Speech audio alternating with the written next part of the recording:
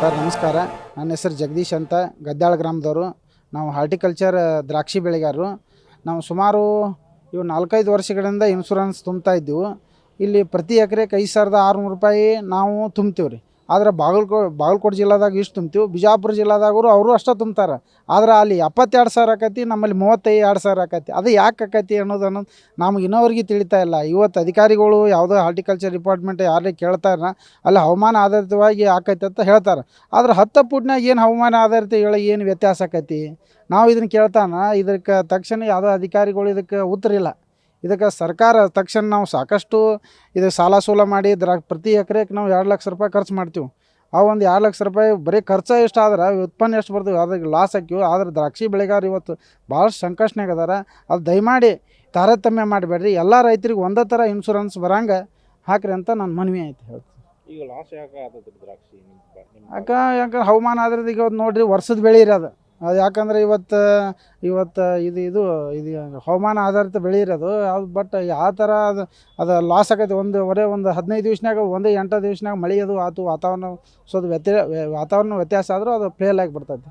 ಅದು ಇನ್ಶೂರೆನ್ಸ್ ಬರಲಿತ್ತ ಆ ಉದ್ದೇಶದಿಂದ ನಾವು ಕಟ್ಟಿರ್ತೀವಿ. ಆದರೆ ಈ ಥರ ಅನ್ಯಾಯ ಆಗ್ಲತ್ತ ರೈತ ಇವತ್ತು ಸಾಕಷ್ಟು ಸಂಕಷ್ಟನಾಗದಾನ ಸರ್. ಈಗ ಇನ್ಶೂರೆನ್ಸ್ ಕಂಪನಿಯಾಗ ಈಗ ಎಕರೆಗೆ ಎಷ್ಟು ಬರ್ತೈತೆ ಅಂತ ಏನೋ ಮೆನ್ಷನ್ ಮಾಡಿ, ಅದಕ್ಕಾಗಿ 3 ಲಕ್ಷ ಗಟ್ಟೆ ಹಾಕಿರ್ತಾರೆ ರೀ.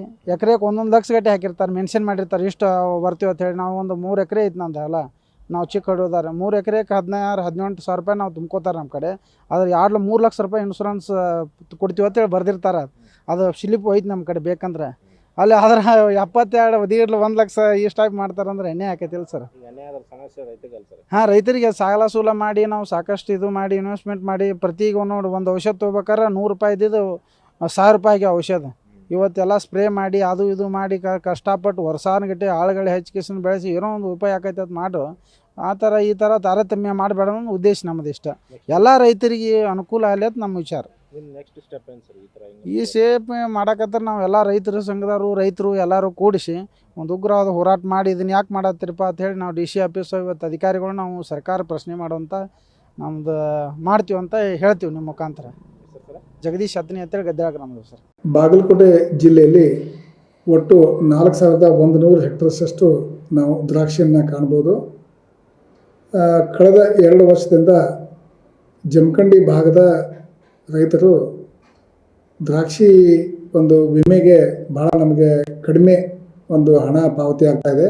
ವಿಮೆಯ ಮೊತ್ತ ಪಕ್ಕದ ವಿಜಯಪುರ ಜಿಲ್ಲೆಯಲ್ಲಿ ಮತ್ತು ಬೆಳಗಾವಿ ಜಿಲ್ಲೆಯಲ್ಲಿ ಹೆಚ್ಚಿನ ಒಂದು ವಿಮೆ ಪಾವತಿ ಆಗ್ತಾಯಿದೆ. ನಮ್ಮ ಜಿಲ್ಲೆಗೆ ಎಸ್ಪೆಷಲಿ ಜಮಖಂಡಿ ತಾಲೂಕಿನ ಗೋಟೆ ಗ್ರಾಮ ಪಂಚಾಯತಿ ವ್ಯಾಪ್ತಿಯಲ್ಲಿ ವಿಮೆ ಮೊತ್ತ ಬಹಳ ಕಡಿಮೆ ಆಗ್ತಾಯಿದೆ ಅಂತೇಳಿ ಮೊನ್ನೆ ಜಿಲ್ಲಾಧಿಕಾರಿಗಳಿಗೆ ಹಾಗೂ ತೋಟಗಾರಿಕೆ ಇಲಾಖೆಗೆ ಒಂದು ಮನವಿ ಕೊಟ್ಟಿದ್ದಾರೆ.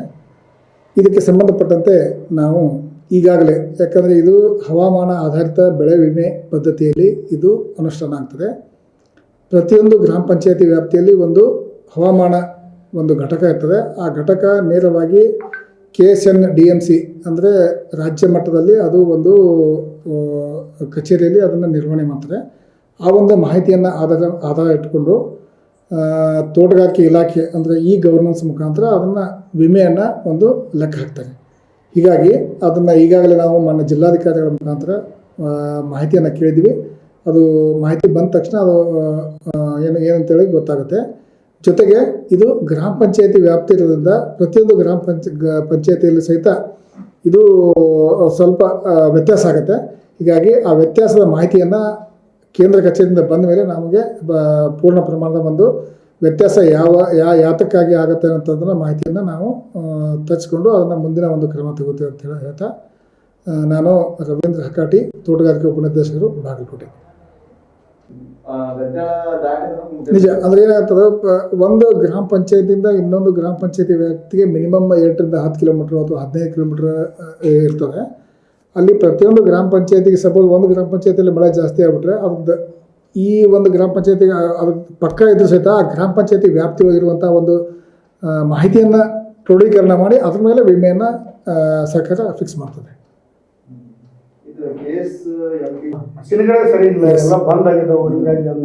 ಎಸ್, ರೈತರ ಆರೋಪ ಅದೇ ಇದೆ.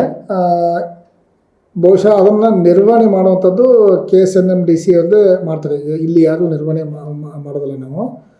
ಅದನ್ನು ಪ್ರತಿ 2 ತಿಂಗಳಿಗೊಮ್ಮೆ 3 ತಿಂಗಳಿಗೊಮ್ಮೆ ಅವರೇ ನಿರ್ವಹಣೆ ಮಾಡುವಂಥದ್ದು ಒಂದು. ಎರಡನೇದು, ಸಪೋಸ್ ನಮ್ಮ ಒಂದು ಮಾರ್ಗಸೂಚಿ ನೋಡಿದವಾಗ ಯಾವ ಹವಾಮಾನ ಘಟಕ ಹೆಚ್ಚು ಕಮ್ಮಿ ಅದೇನೋ ರಿಪೇರಿ ಅಥವಾ ವರ್ಕಿಂಗ್ ಇಲ್ಲ ಆದರೆ ಅದ್ರ ಪಕ್ಕದ ಒಂದು ಇದನ್ನು ಏನೋ ಗ್ರಾಮ ಪಂಚಾಯತಿಯಲ್ಲಿ ಇರುವಂಥ ಮಾಹಿತಿಯನ್ನು ಕ್ರೋಢೀಕರಣ ಮಾಡಿಕೊಂಡು ಅದನ್ನು ಲೆಕ್ಕಾಚಾರ ಮಾಡಿಕೊಂಡು ಕೊಡ್ತಾರೆ.